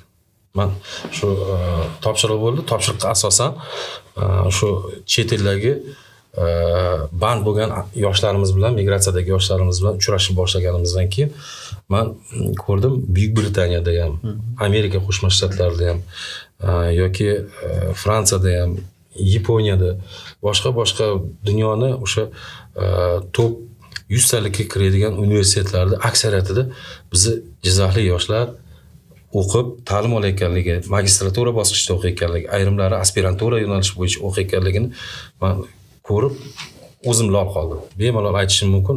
Bugun statistika albatta o'zgaruvchan. Chunki bugun ham kimdir qaysidir top universitetga kirgan. Doimiy ravishda o'zgarib turadi, lekin bitta narsani aytishimiz mumkinki, hatto mana sizlar balkim o'zlaring uchun ham yangilik bo'lar. Hatto o'sha Koreyada, Yaponiyada o'qiydigan, kemasozlik bo'yicha o'qiydigan bolalarimiz ham bor. Kemasozlik bo'lmasa, kemasozlik O'zbekistonda deyarli uncha uchramaydigan soha. Davlatdan keyin chiqardingizga. Lekin bugun o'sha yerda yo'nalish bo'yicha o'qib, ta'lim olib, o'sha yerda ertaga ishlashga niyat qiladigan bolalarimiz ham bor. Ularda umumiy hisobi bizda boriladi, ro'yxati yuritiladi. Biz ayniqsa mana shu yangi yil arafasida bu ro'yxatni bir olib tahlil qilib ko'ramizda, qani dinamikamiz qanchaga o'sdi. Chunki yildan yilga IELTSdan yuqori ball oladigan bolalarimiz keskin ko'paydi. Boshqa sertifikatlar oladigan mana hozirgi ayni shu kunlarda sertifikatlar nima qilyapti, natijalari chiqyapti. B2 bo'yicha, boshqa bo'yicha sertifikatlarimiz natijalari chiqyapti. Ziyoli farzandlar hissasi keskin ko'payapti. Ko'payganda ham keskin. Mana biz bugun suhbat olib boradigan ofis. Ta'lim markazi. Bilasizmi, bugun bunaqa ta'lim markazi qancha? Eng qizig'i, bunaqa ta'lim markaziga faqat oliy ta'lim muassasasiga o'qishga kiraman degan yoshlar kelayotgan yo'q. Til o'rganaman degan qancha aholimiz bor. Kasb o'rganaman. Hatto nafaqa yoshidagilar ham kelib o'rganayotganlar qancha. Yana bu narsa shunchalik keskin rivojlanyaptiki, shaharda juda ham tez ko'payapti. Biz nima deydi, ayrim joylarda hisobiga o'zimiz ham yetishimiz qiyin bo'lyapti. Demak, xalqimizda bugun talab bor. Xalq ilm olishga harakat qilyaptimi? Demak, albatta bu ertaga kelajakka o'zini juda katta bir natijasini beradi, mevasini beradi. Bu 200 nafar umumiy hisobda 200 nafar odamni savol etsak ham bo'ladi. Milliy bank, Asaka bank va Best o'quv markazlarini o'zim erinmasdan kirib chiqdim. Shu tashvishga soladigan ularning stankasi muammosi bor edi. Sizdan yaxshi xabaringiz bor. Kirish bir tomondan dedi, chiqish yo'q edi. Chunki birdaniga ertalab pik payti 600 mashina kiradi, kechqurun 600 mashina chiqadi va bu yerda sal unaqa kuzatilyapti. Tushyapti-ki, hozir pullik parkovka mexanizmini o'rnatishibdi xususiy tadbirkor tomonidan, chunki yangi qaror chiqdi. Bundan xabar bor. Bu yerdagilar savol nimaki? O'zimiz asfalt qildik debdi Best. Endi bu joyga kimdir egalik qiladimi va ertalab kirib chiqadigan ota-onalar farzand 200 ming so'm to'lasa, parkovkaga kirib chiqish bir oylik 400 ming so'mga tushar ekan. U absolyutni kirib chiqishni atmen qiladi va boshqa o'quv markaziga berishga majbur bo'ladi deyishyapti. Bank xodimlari esa biz ham oylikka qaragan odammiz, bu ham bizga minus debdi. Umuman olganda, agar 3 ta tashkilot hech kim to'lamasa, tadbirkor yutqizadi. Va bu mana bu mexanizm qanaqasiga kelishuvga erishyapti? Bundan sizning xabaringiz bormi, yo'qmi demoqchi edim. Qisman xabarim bor. Umuman hozir shaharda mana shunday bir aholi gavjum bo'lgan joylarda pulli parkovkalar qilish masalasida ishlayapmiz. Shu jumladan o'sha Best o'quv markazini oldi. U Best o'quv markazi o'zimiz asfalt qildik degan bo'lsa, sardor nima deydi, bilmadim qanday darajada to'g'ri, uni asfaltini obodonlashtirish boshqarmasi tomonidan qilindi. Asfaltni aksariyat qismi, katta qismi. O'sha yerda pulli parkovka qilish hozir me'yoriy hujjat qabul qilinish arafasida. Nafaqat 11 ta lokatsiya bo'yicha 11 ta joyimizni, lekin xuddi shunday. Lekin siz aytgandek, hamma joyga ham bir xil yondoshi bo'lmaydi. Ya'ni masalan, qandaydir bir elektron tizim qo'yib, o'sha elektron tizim orqali ma'lum bir vaqt turganlik uchun stoyanka qilish shu Zebo markazini oldimi yoki Best o'quv markazimi, bank xodimlari deyapsiz, hozir yuqorida o'zingiz ham aytyapsiz. bir kirib ketsa mashinasini qo'yadi, albatta ertalab kirib ketsa kechqurun chiqadigan ham bor. Yoki eng kami 4 soat 5 soat qo'yadi. Bu boshqacha tarif, bir marta kirib chiqish, foydalanish boshqacha tarif bo'lishi kerak. Shuning uchun agar bu masala siz aytadigan masala bunaqa muammo tug'diradigan bo'lsa, biz men hozir eshitdim bu narsani, bular bilan bir bog'lanamiz, balkim qanaqadir paket qilarmiz. Ya'niki o'sha ertaga bestni ham manfaatiga ta'sir qilmaydigan, bankni ham manfaatiga ta'sir qilmaydigan bir paket qilarmiz. Lekin bu davlat uchun ham albatta manfaatli bo'lishi kerak. O'sha eng asosiysi o'sha hududni obodonlashishiga, ko'kalamzorlashishiga sababchi bo'lishi kerak. Shuning hisobiga ular bilan bir gaplashib, bir to'xtamga kelamizda, menimcha o'ylayman bir yechimini topamiz. Chunki 250 ta mashina deyapsiz, 250 ta mashina kam emas. Mana hozir Zebo savdo majmuasining oldida parkovka qilamiz deganda biz hisob kitobini qildik. Erda ham deyarli 50 tadan ziyod do'konlar bor. Erda bir 100 ga yaqin tadbirkor bor. Mashinasini sherga olib keladi. Ular ham sherga qo'yadi mashinasini. Xaridor ham sherga olib keladi. Xuddi shunday erda ham bir o'ziga yarasha boshqacha munosabat qilib, o'sha qandaydir bir ikki tomonga ham zarar tegmaydigan bir qaror qabul qilish. Tarif ishlab chiqsa, tarif rejasini ishchilar debdi, marketimiz biznikini olmasligi to'g'rimi yoki bir soatli rejimda olgan to'g'rimi? Chunki ertalab kelib kechqurun ketsak juda qimmatga tushar ekanmiz. Piyoda kelib ketish esa bizni qoplamaydi, uyimizda mashina. Shuning uchun individual tarzda yondashishga harakat qilamiz. To'g'risini aytaman, o'sha biz jarayonni boshlagan vaqtimiz shunaqa muammo yuzaga kelishi mumkinligi bo'lganligini bilganmiz. Shuning uchun ham hozirgacha ham biz masalan shu parkovka qilib foydalanish уже muddati boshlangan. Hozirgacha ham pulli xizmat ko'rsatilmayotganligini asosiy sababi shu. Shular bilan kelishib bitta nuqtaga kelamizda, keyin ish faoliyatini boshlaymiz. Rahmat. Game plan haqida ozroq gaplashsak mayli. Yaqinda internetlarda tarqadi. Hamma butun respublika bo'yicha shaharlarning hududlarini o'sha umumiy generalniy plani, ya'ni rejasi tasdiqlandi, bosh loyihasi tasdiqlandi. Bizda shunaqa gaplar yurardi. Shu shaharga eng yaqin hududlar, xalq tili bilan aytganda Navoiy kolxozi, Moskva kolxozi yoki Saraylik bu shaharga qo'shilar ekan degan fikrlar yurardi. Bu qanchalik o'zi asosli va o'zi bu zarurati bormi? Nima o'zgaradi agar mabodo shahar hududiga kirsa-yu, Sharof Rashidov tuman hududida tursa? Juda ham ko'p aholimizni qiziqtiradigan savollardan bittasi bu. Birinchidan shaharda bosh loyihasi hozir qaytadan qilinib, bosh loyihasi tassada biz o'sha bosh loyihani so'nggi bosqichlari, tassani so'nggi bosqichlari ketyapti. Albatta u loyiha kamida biz uchun 30 yil kamida xizmat qiladigan loyiha bo'ladi. Masreja har bitta hudud game planga o'xshash narsa, lekin har bitta hududda o'sha rivojlanishni iqtisodiy, ijtimoiy taraflarini ko'rsatib beradi. Bu hududda yaqin yillarda qancha aholi ko'payadi, nimaga talab bo'ladi, qancha ish o'rni kerak bo'ladi yoki boshqa degan o'zining savolnomalari bor. O'sha savolnoma asosida shaharda 11 ta mahallasini masrejasini Turk kompaniyasiga qildirganmiz. NDMR kompaniyasiga. Undan tashqari shaharda mana shu markazida 7 ta ko'chamizni dizayn kodini qilish bo'yicha malayziyalik mutaxassislar ishlayapti bugun. Kelgusi yaqin yillarda shaharda qaysi hududlari buzilishga tushadi, qaysi hududlarda qo'shimcha qurilishlar qiladi yoki qaysi ma'muriy chegaramiz qanday kengayadi degan mana shu game planda ichida turibdi. Bosh loyihamiz ichida turibdi. Siz aytgandek Sharof Rashidov tumanining 24 ta mahallasini Jizzax shahri hududiga kiritish bo'yicha taklifi bugun Senatda muhokamada. O'sha muhokama natijasi bo'yicha agar biror bir e'tiroz yoki qo'shimcha qanaqadir ma'lumotlar kerak bo'ladigan bo'lsa hali qilib beradi. Biz mana shu yanvar oyining boshidan 2 yilgacha yanvar oyining boshidan xatlov o'tkaziladi. Umumiy xatlov o'tkaziladi mamlakat bo'yicha. O'sha xatlov natijasidan keyin bu jarayon yana tiklanadi. Ya'niki o'sha ma'muriy hududni kengayish jarayoni yana tiklanadi. Umumiy hisobda bu 24 ta mahalladan qariyb 150 mingga yaqin aholi shahar hududiga o'tish reja qilingan. Bu tez bo'ladigan jarayon emas. O'ziga yarasha xatlov natijasi bo'yicha qaysi ijtimoiy soha obyekti, aytaylikki qaysi maktab, bog'cha, poliklinika, yana qaysidir ko'chalar yoki boshqa degan katta-katta oldimizda masalalar turibdi. Shuning uchun yaqin 1 oyda yoki 2 oyda, 3 oyda bu qaror qabul qilinadi deb men ayta olmayman. Ma'muriy hududning kengayishi bu Qonunchilik palatasining senatda hamda Qonunchilik palatasining qo'shma majlisida qabul qilinadigan qaror. Shuning uchun hali qabul qilinmagan qarorni men qandaydir mana shu vaqtda shunday bo'ladi deb aytishim noo'rin bo'ladi. Balkim Qonunchilik palatasida qaysidir kimlardadir bu narsani umuman kerak emas deb topar yuqorida siz aytganingiz bo'yicha. Balkim lozim deb topib qabul qilinadi.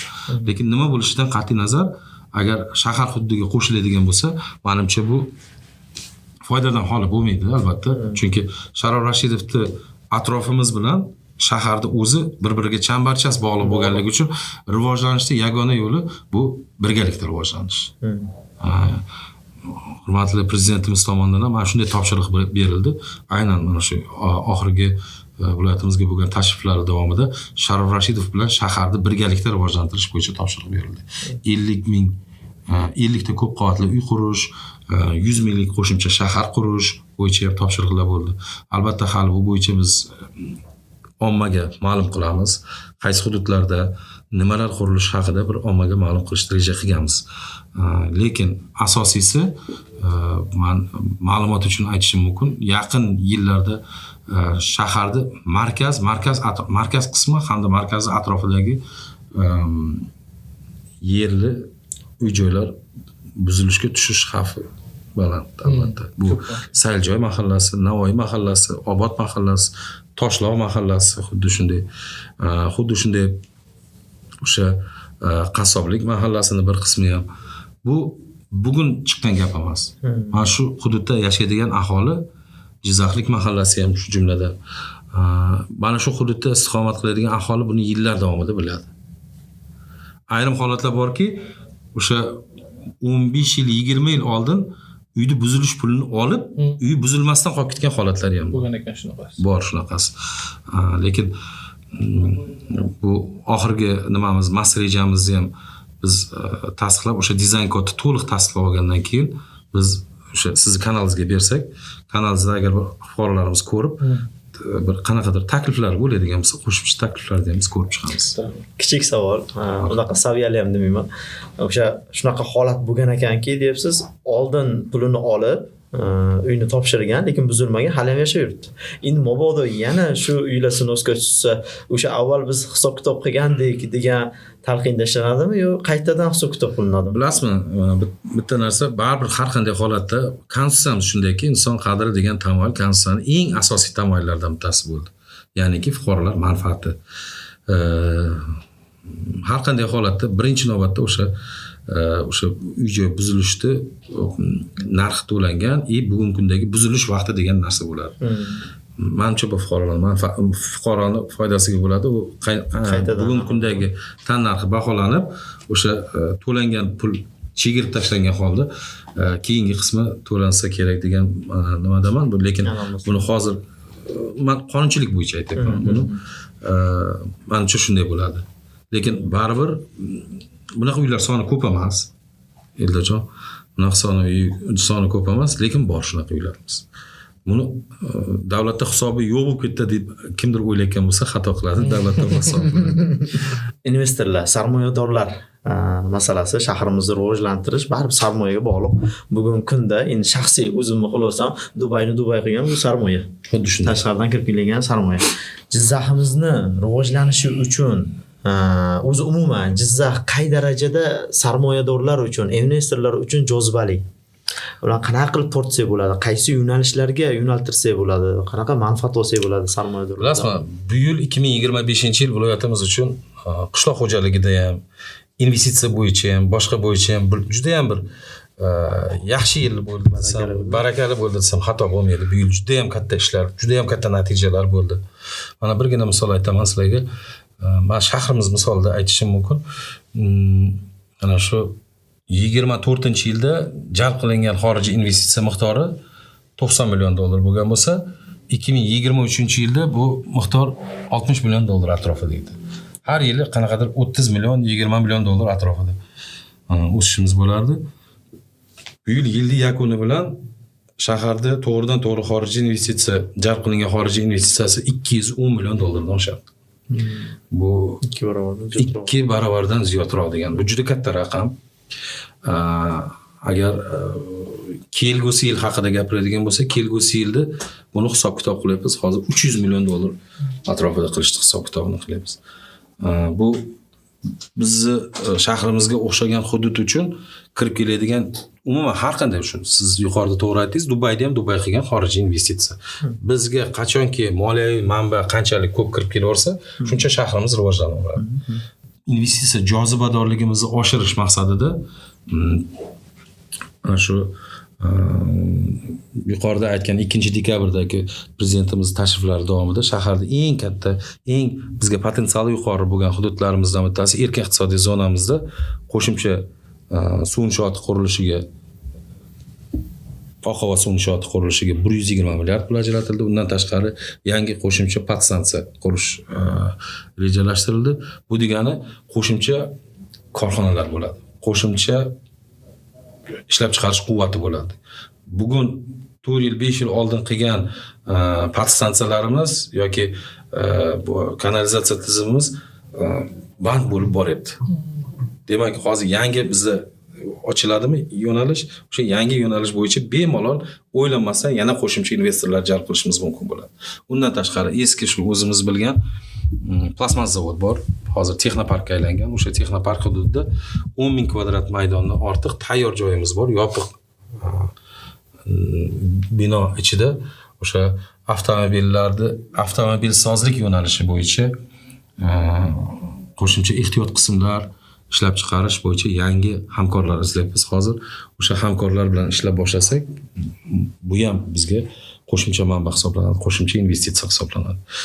Eng asosiysi Jizzax nima uchun Jizzax degan masala bo'ladigan bo'lsa, biz bemalol ayta olamiz.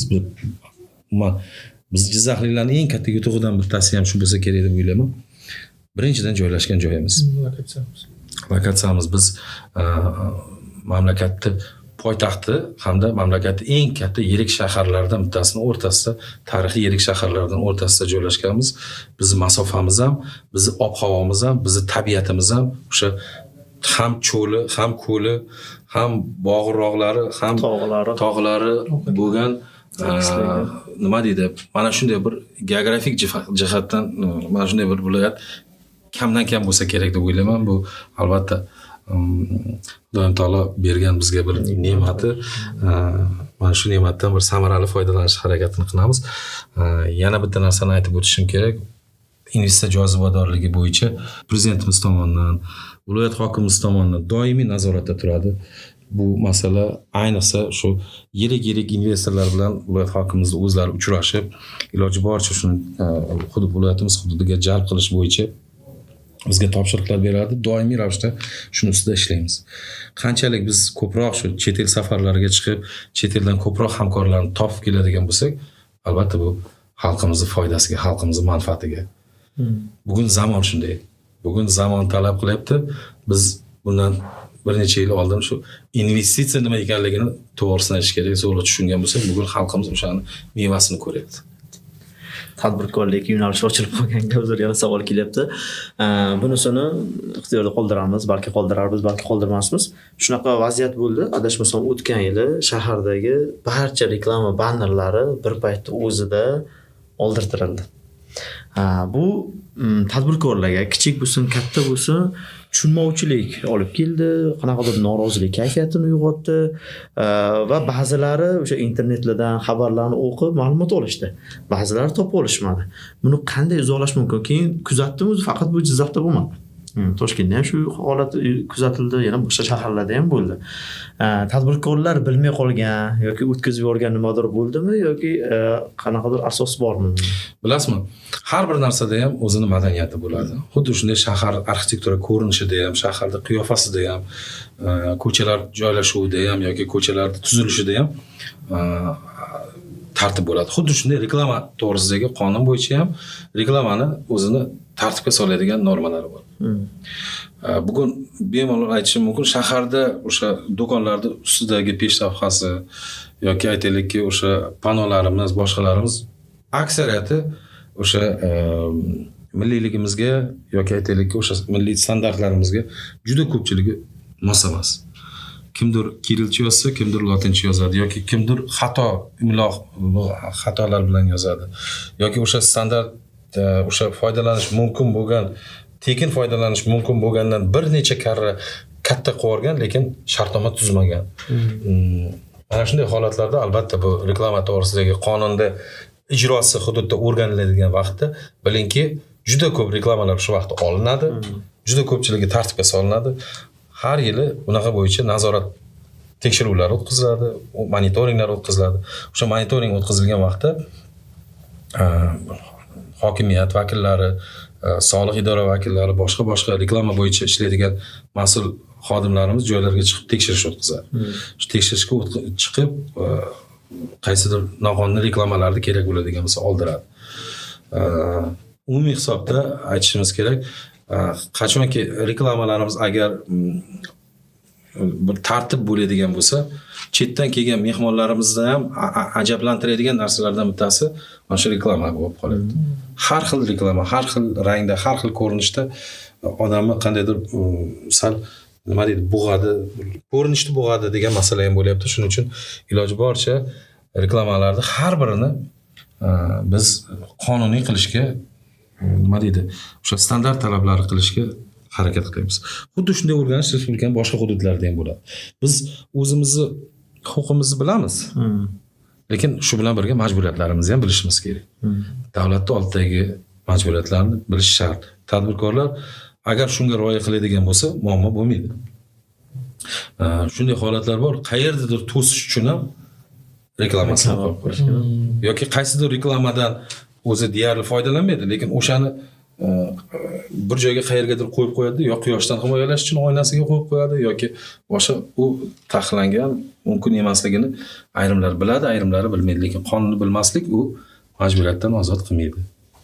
Oxirgi savolim mendagi yaqin haftalarda, yaqin kunlarda, yaqin oylarda obodonlashtirish xizmati bilan 2 kunlik challenge o'tkazib, o'zimni blogimda to'liq yoritdim ularni ishini, qanaqa ishlashadi, misol chiqindi tashlaydiganlar qanaqa ishlaydi, tozalikdagilar qanaqa ishlaydi. Bu qaysidir ma'noda Jizzaxni aholisini ham e'tiborini tortdi. Ya'ni shu insonlar bilan yaqinlashdi, birlashdi. O'sha holatda chiqindi masalasida ozroqgina bahsli, munozarali joy bo'lib qoldi. Men qaysi ishlaganim uchun ham ular tomonga o'tib bo'ldim to'liq. Izohlar bilan tortib ketyapmiz-da. Ba'zi bir yaqinlar bilan qattiq gapirishyapti. O'sha obodonlashtirish ishlaydiganlar bizni hududimizga kelib tozalashmaydi, olib ketishmaydi, boshqa qilmaydi. Men aytaman, o'zi chiqindiga qancha to'laysiz? Oyiga qancha to'laysiz? Men dunyo pulini to'layman. Men bilganim 9-10 ming, 12 ming atrofida edi. Hozir o'zgargan bo'lishi mumkin balki. O'zi shuncha summa to'laymizda, yana tepadan kelib bu darajada talab qilishimiz qay darajada to'g'ri? Xo'p, mayli, muammo bo'layotgandir, boshqacha yechaylik. Ya'ni men bu ko'chani tozalaydigan 2 kishiga hamma aybni og'dirishga harakatlar bo'ldi. Shunda bir savol paydo bo'lganda, misol shaharni asosiy ko'chalari alohida mavzu, mahallalari alohida mavzu. O'zi tartib qoidasi qanday? Shu chiqindilarni yig'ish masalasi, to'lov masalasi, ya'ni fuqarolar majburiyati qanaqa? Umuman chiqindi masalasi shaharda katta muammolardan bittasi. Umuman hamma joyda ham shaharlarda muammolardan, yirik muammolardan bittasi chiqindi. Mana o'tgan yili shu dekabr oyidan keyin bitta narsani aytish kerak. Viloyatimizning rahbari tomonidan butun mana shu ozodalik, obodonchilik, ko'kalamzorlashtirish bo'yicha juda katta ishlar boshlandi. Shu vaqtgacha qilingan qaysidir kamchiliklarimiz zudlik bilan bartaraf qilinishni boshlandi. Chiqindi tashishda mexanizmi shundayki, chiqindi tashishda mana shu markaziy shoh ko'chalar bilan shahardagi markaziy shoh ko'chalar atrofidagi chiqindilar bu obodonlashtirish boshqarmasi tomonidan olib chiqib ketiladi. Parklar, xiyobonlar, yirik ko'chalar, shu atrofdagi chiqindilar bilan obodonlashtirish boshqarmasi ishlaydi. Lekin turar va noturar obyektlari, tadbirkorlik subyektlari, boshqa ijtimoiy soha obyektlari, boshqalarning hammasi bu majburiy tarzda chiqindi olib chiqib ketuvchi tadbirkor bilan, klaster bilan shartnoma qilib o'zi olib chiqib ketish kerak. Men sizga bitta raqamni aytaman. Hozir biz 72% ga chiqdik, lekin shu paytgacha 51% dedik. Shaharda umumiy shartnoma tuzish kerak bo'lgan subyektlar bilan hozir 72% ga chiqdik. Hali ham 28% subyekt shartnoma tuzmagan. Chiqindi olib chiqib ketuvchi tashkilot bilan. O'z o'rnida chiqindi olib chiqib ketuvchi tashkilot mana shu chiqindini olib chiqib ketish uchun yoqilg'i moylash sarflaydi, ishchi kuch sarflaydi, aytaylikki vaqt, texnika ekspluatatsiyasi boshqa sarflaydi, u uni hisobiga zararga yuradi. Bu ko'proq tadbirkorlarimizga to'g'ri keladi. Bilasiz, mana kimdir aytadi, men u joyimdan musor chiqmaydi deydi. Lekin chiqindi chiqmaydigan joyda o'zi yo'q. Inson yashab turadi. Demak, yashaydi, qanaqadir chiqindi chiqadi. Shuning uchun biz xuddi boya yuqorida aytganimdek, mana shu sohadagi madaniyatimizni oshirishimiz kerak. Odamlar ixtiyoriy ravishda borib, iloji boricha shartnoma tuzib, o'zi o'sha tabiatni kelajak uchun saqlab qolishga bir o'zining hissasini qo'shish kerak.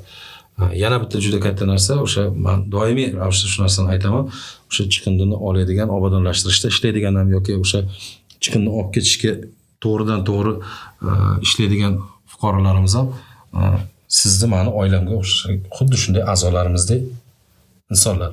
Birovni mehnatini ulug'lashimiz kerak. Juda ko'pchilik, ayniqsa mana shu shaharda talabalar soni keskin ko'p. 20 mingdan ziyod talabamiz bor. Talabalar juda ko'pchiligi kvartiraga beradi, ijaraga beradi. O'sha ijarada yashaydigan joydan to'g'ridan to'g'ri bir shartnoma qilmasdan qochib, to'g'ri kelgan joyga chiqindi tashayotgan holatlari ham ko'p. Yoki aytaylikki, ayrim savdo faoliyati bilan shug'ullanadigan korxonalarimiz, umumiy ovqatlanish bilan shug'ullanadigan korxonalarimiz borib aholi uchun mo'ljallangan nima deydi, konteynerlarga borib musorini tashlaydi. Yana kimlardir borib musorini yig'adida kuni bilan o'sha asosiy katta ko'chamizni chekkasiga yo latokka qo'yib qo'yadi. Keyingi kuni baribir uni kimdir kelib oladi. Uning uchun pul to'lamaydi. Shu maqsadda mana shu paytgacha shu klasterlar faoliyatidan ko'pchilikda qanaqadir savollar ko'p tug'ilib turadi. 1-yanvardan boshlab, kelgusi yilda 1-yanvardan boshlab obodonlashtirish boshqarmasi qaysidir mahallalar hududidagi musorni olib chiqib ketishga ham faqat shartnoma asosida ruxsat berildi, istisno tariqasida. Biz qaysidir mahallalarda musor qolib ketadigan bo'lsa, obodonlashtirish boshqarmasi orqali shartnoma tuzib olib chiqib ketish imkoniyatimiz paydo bo'ladi. Baribir bu muammoni bir kishi yoki bir qandaydir anaqa emas, buni ko'pchilik bo'lib hal qilishimiz kerak. Hozir mana yangi tizim joriy qilindi. O'sha chiqindi bilan shartnomasi bo'lmasa, elektr energiyaga pul qabul qilish imkoniyati bo'lmaydi. Mana bu tizim ham biz fuqarolarimizni ham sal bir mas'uliyatini oshiradi degan umiddaman. Har bitta xonadonda, har bitta joyda musor chiqadi. Lekin bu chiqindini nimasiga qarab, o'sha turiga qarab taqsimlash yoki boshqa vaqtida olib chiqib ketish, uni vaqtida borib qayta ishlash degan masalalar bo'yicha juda ham ko'p qiladigan ishimiz bor hali. Biz buning ustida ishlayapmiz.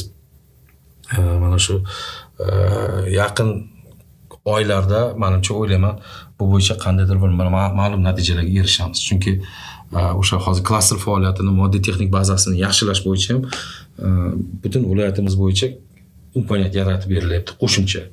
Ularga yangi baza qilib berildi. Shaharga 20 tadan ziyod qo'shimcha texnika oldik. Yana yilga ham qo'shimcha texnika olishni rejalashtiryapmiz, yangi texnikalar. Undan tashqari mana musor o'rnalari joyida ko'paytiramiz, sonni ko'paytiramiz. Undan tashqari mana shu hozir chiqindi xona poligon, o'sha kichik poligonlarimizni, mahallalarda ichida joylashgan kichik poligonlarimizni sonni keskin ko'paytiramiz deymiz. Albatta bu ham ertaga mana shu chiqindi muammosini iloji boricha kamayishiga sababchi bo'ladi.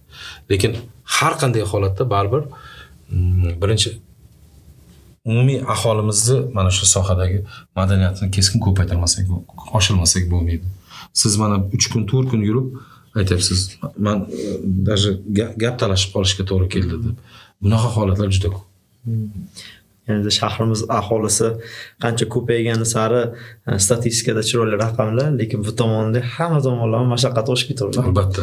Chiqindi deymizmi, turar joy. Pardani orqasida qilinadigan juda katta mehnat bor. U mehnatni ham qadrlashimiz kerak.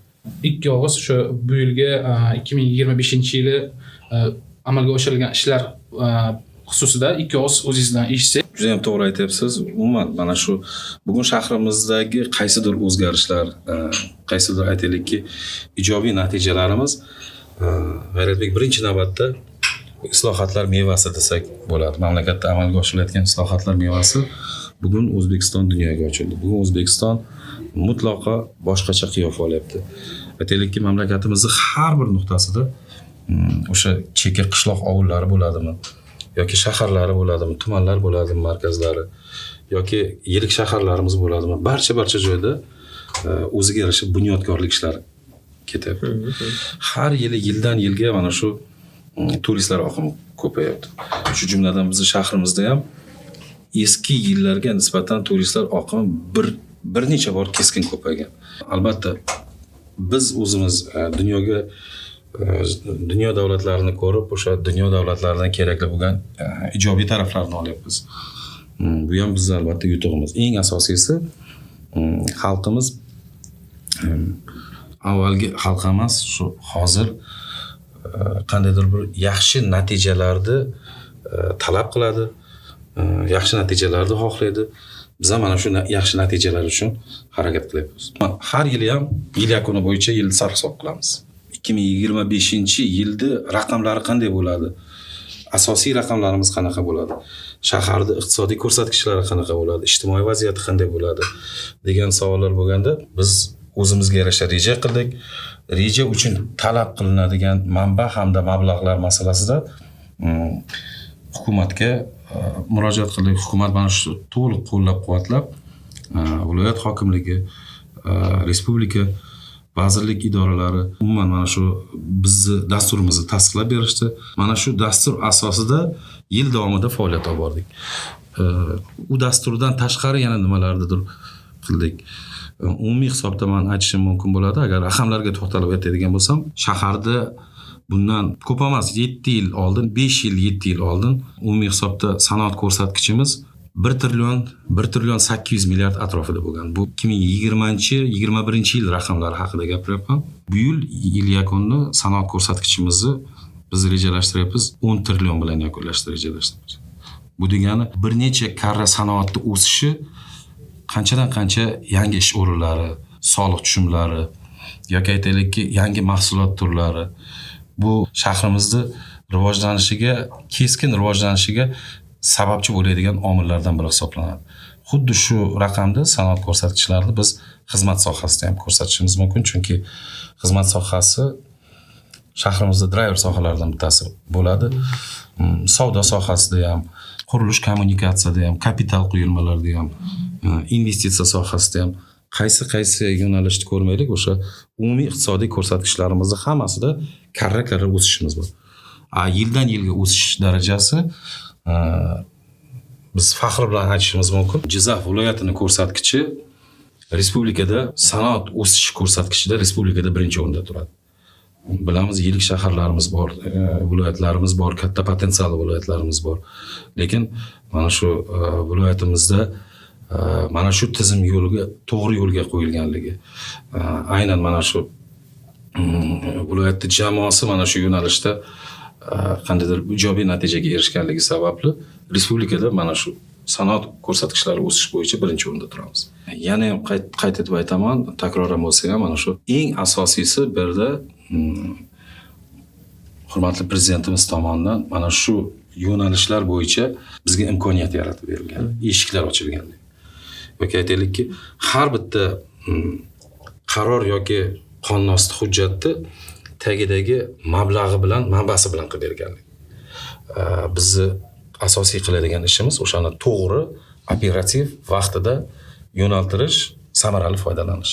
Yuqorida aytib o'tgan ko'rsatkichlarimiz bilan birgalikda ijobiy hamda salbiy ko'rsatkichlar haqida agar gapiradigan bo'lsak, albatta salbiy ko'rsatkichlarimiz ham yo'q emas. Buni tan olib aytishimiz kerak.